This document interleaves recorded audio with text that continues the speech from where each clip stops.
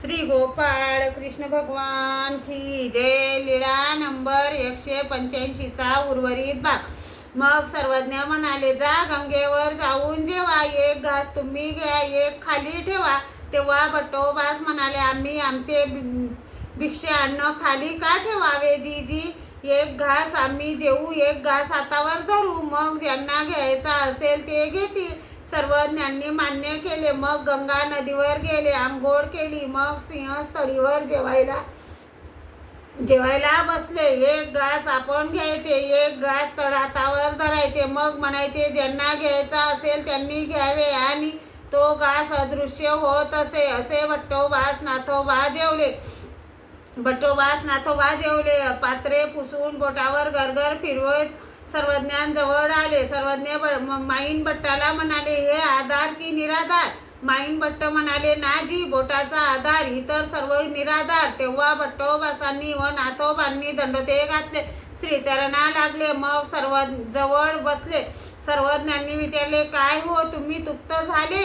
जीजी, फक्त आम्हीच तृप्त झालो का? हे चराचर विश्व तृप्त झाले. सर्वज्ञ म्हणाले, तुम्ही तृप्त झाल्यावर चराचर विश्व कसे हो तृप्त झाले? भट्टोबास म्हणाले, नाही जी, ते असेच आहे. हे काय जाणतील बापुडे? असं म्हणून माईन भट्टाकडे हात केला. मग सर्वज्ञ म्हणाले, तुम्ही चराचर विश्व झालात? हो, आम्ही चराचर विश्व. सर्वज्ञ म्हणाले, चराचर विश्व तुम्ही ते कसे काय? भट्टोबास म्हणाले, ते असे म्हणून भट्टोबास बोलवू लागले. सर्वज्ञ आक्षेप करायचे, भट्टोबास परिहार घ्यायचे. पुन्हा सर्वज्ञ आक्षेप करायचे, भट्टोबास परिहार घ्यायचे. हा शास्त्रीय व तात्विक वाद ऐकून माईन भट्टाचे अंतःकरण हिंदोळले. सर्वज्ञ द्वैताची प्रतिष्ठा करायचे, भट्टोबास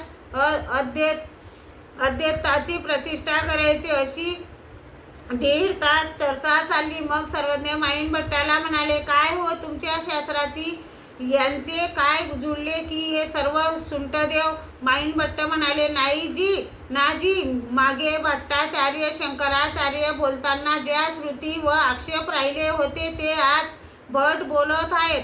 मग सर्वज्ञांनी चर्चा संपवली. नंतर माईन भट्टांची भट्टोबासांवर बुद्धी बसली. ज्या वेळेला सर्वज्ञांच्या दर्शनाला यायचे तेव्हा भट्टोबासांनाही नमस्कार करायचे, त्यांना मानित असत. श्री गोपाळ कृष्ण भगवान की जय.